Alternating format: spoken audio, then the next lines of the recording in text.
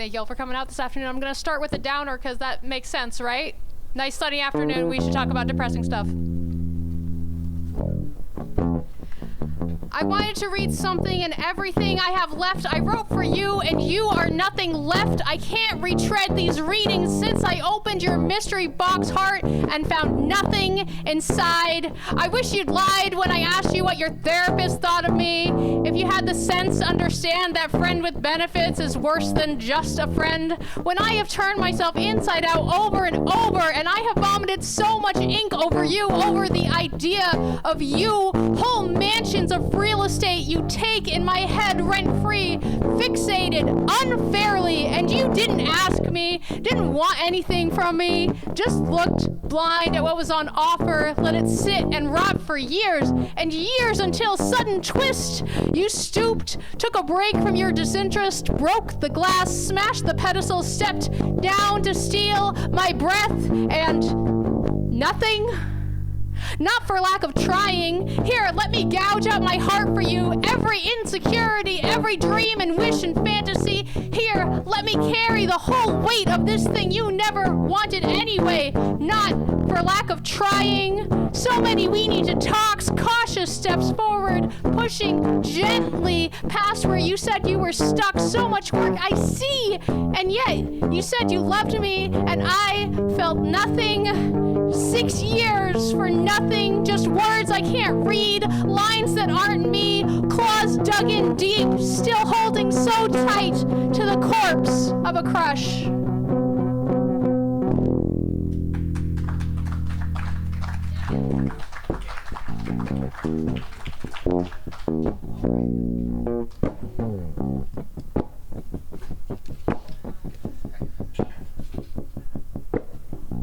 I'm not campaigning to be president, but I'm building my library. I'm not the founder of a social network, but I'm wearing a hoodie. I wasn't born with a silver spoon in my mouth, but I talk sitcom philosophies. I'm not a spy, but I'm chain smoking. I didn't go to flight school, but I'm a stoner. I didn't find God, but I married my best friend. I'm not a cult leader, but my children love me. I didn't consider myself an alcoholic, but I over-celebrated every minor holiday. I didn't create change, but I'm listening to podcasts. I'm not the heavyweight world champion, but I beat myself up. I didn't make the All-American team, but I know how to play the game. I'd make a terrible waiter, but I'll bring you what you ask for.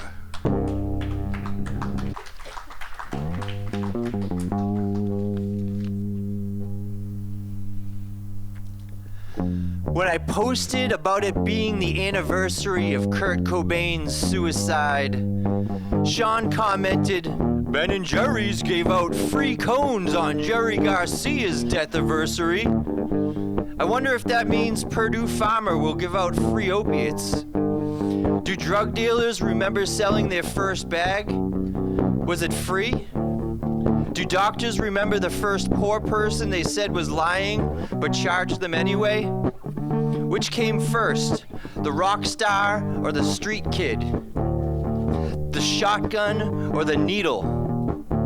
On the road home from Aberdeen, all our arms taste like scars."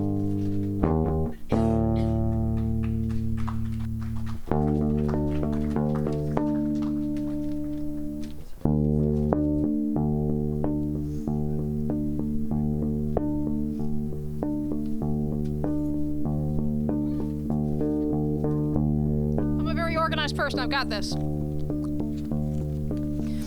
I am an unreliable narrator, you say. I never know what's happening. You are too put together to bother with her.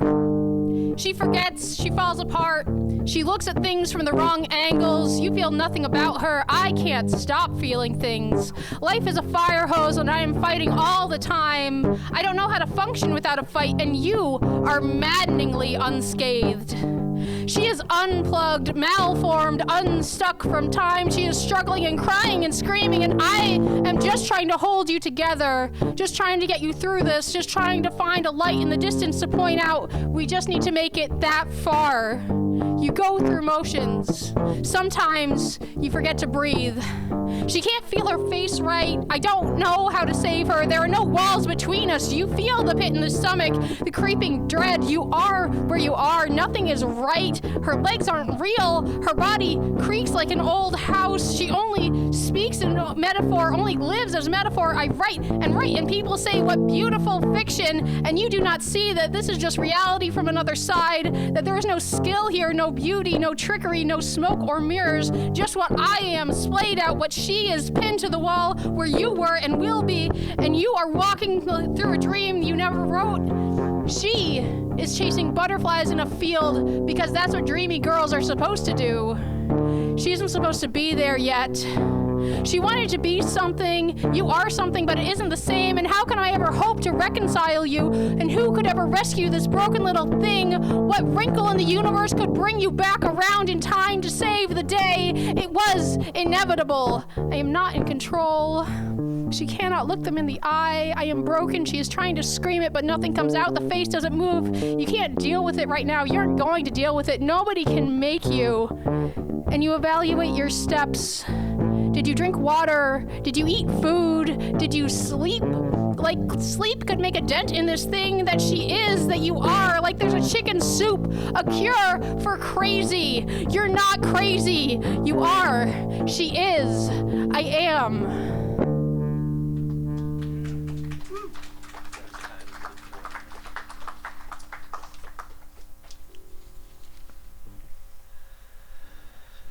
The letters on the screen are inhabited by people who want to kill you. They are fluorescent bulbs trapped in the walls of a maze shaped to spell freedom. After being fed 6 pills every 3 hours for 9 weeks, the letter people ate through the walls and hurled themselves into the space between the text. Their true goal is to direct, but the pharmaceutical regimen freedom put them on left them susceptible to believing they must be standing in a pool of your blood to make $1. They think love has a shape, a color, a required equipment list. A representative is asking you to lie on the couch. A profile has been created for you. You will be prompted to select a legacy administrator. Press spacebar to continue.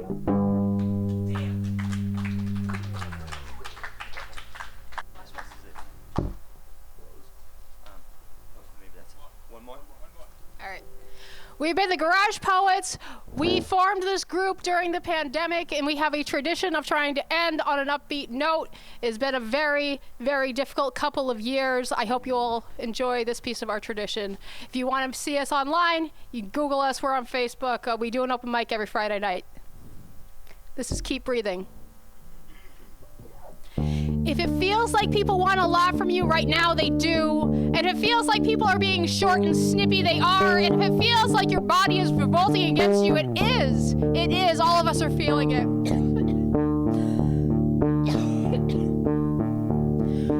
It has been a year, and we are not cut out for this. We have all been overclocked for too long, all been in crisis mode for too long, all trying to do right by everyone for so long, and there is just not enough to go around. Like butter scraped over too much bread, we are wearing thin, we are snapping at each other, we are failing to live up to our unrealistic expectations of ourselves. It's real, it's really happening. And you are not imagining things. You are not too sensitive. You are not fabricating drama. We are living in interesting times, and it's just hard to get through. If it feels like your best isn't enough, it isn't. None of us have enough to get through all of this. We are all human in the face of overwhelming need and grief and stress, and learning to live with not being enough for the task at hand is hard during good times. Accepting that we will stumble and fall short and pivot and leave bruises in our wake and never get there because there's no there to get to. None of it is easy, none of it is simple, and it's so human to want to curl up and disengage and get your hackles up and drive folks away and beat yourself up and scream and cry and oh, you are not alone in the troubles right now. This has been the kind of year they tell stories about, the kind of year that lingers for generations, and you are still worthy of love and support and kindness and comfort, even with all your missteps and iniquities and your scars and the ghosts in your heart. You belong here. You are born for this. It is so much to bear, and you will bear it imperfectly, impatiently, importantly, in every little glorious detail of who you are and how you survive this. I am rooting for you. Keep breathing.